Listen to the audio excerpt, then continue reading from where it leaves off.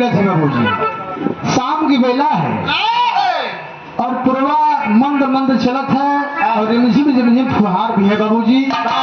और टेक लगावत ही एक दूसरे की तरफ और झूलत ही और गावत ही बाबूजी।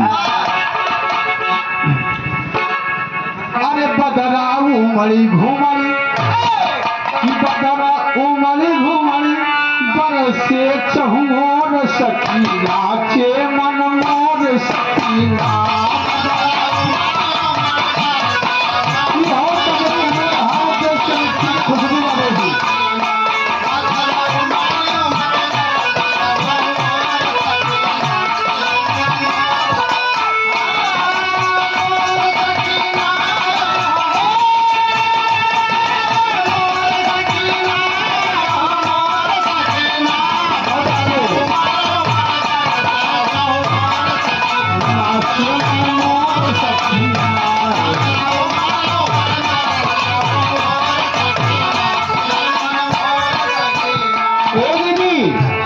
कहीं बादल घनघोर बादल घटा गिरी है, बड़ा अजीब मौसम में भी जल्दी झूल लिया।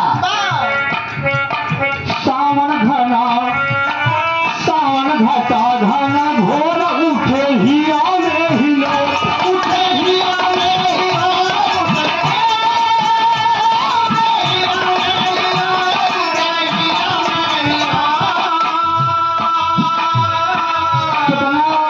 मनोरम दृश्य, प्राकृतिक छटा, पशु पक्षी की आवाज, कलरव, मयूर का नाच, बड़ी सुंदर कल्पना है। सोर पपिहा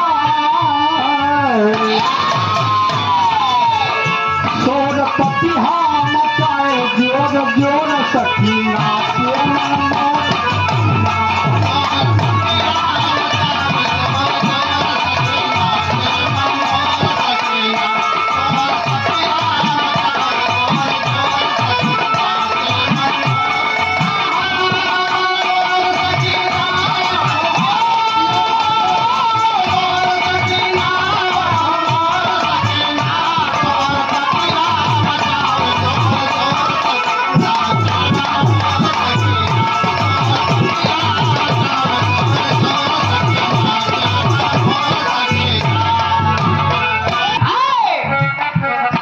धानी रंग सारी छटा अवनी कन्यानी,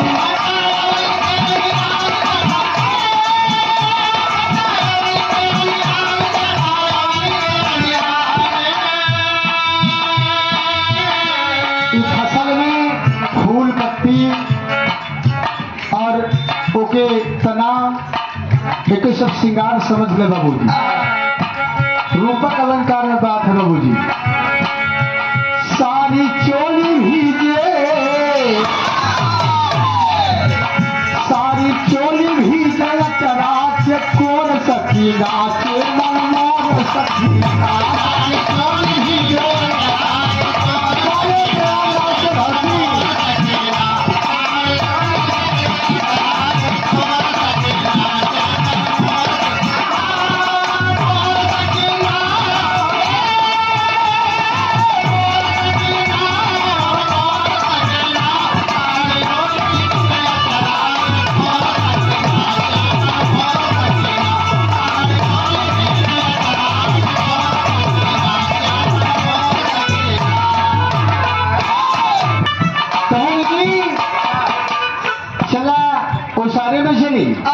झूल लिए बाबूजी। मन भर गया, कहीं चला, फुहार ज्यादा तेज चलत है अंगने में और सारे में बैठ के गाड़ी। अब अंगने में जाते तो हूँ देखा बाबूजी, बहे पुरवा बयार पड़े अंगना फुहार।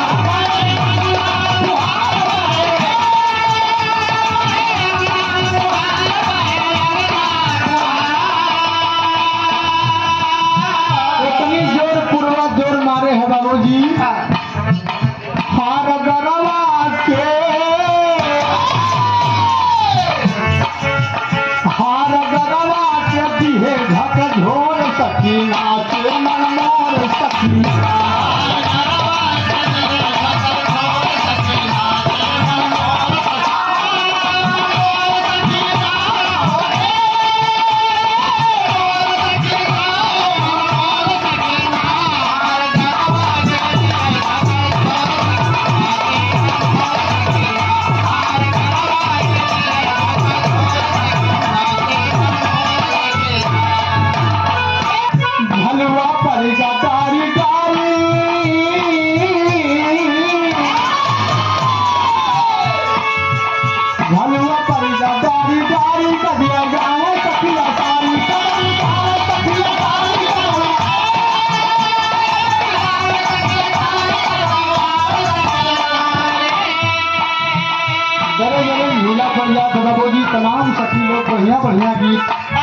कजरी गावत थी।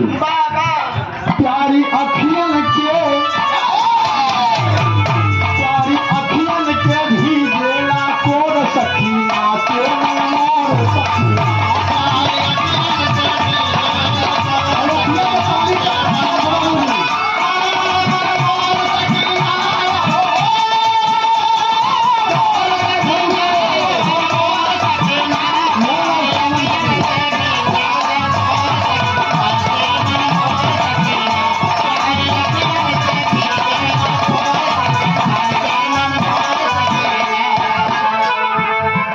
तमाम गीत आप सबको मिलत रहा था बाबूजी सुने के। अंतिम प्रमाण में कहना है और भूल दादा स्वर्ग सिधा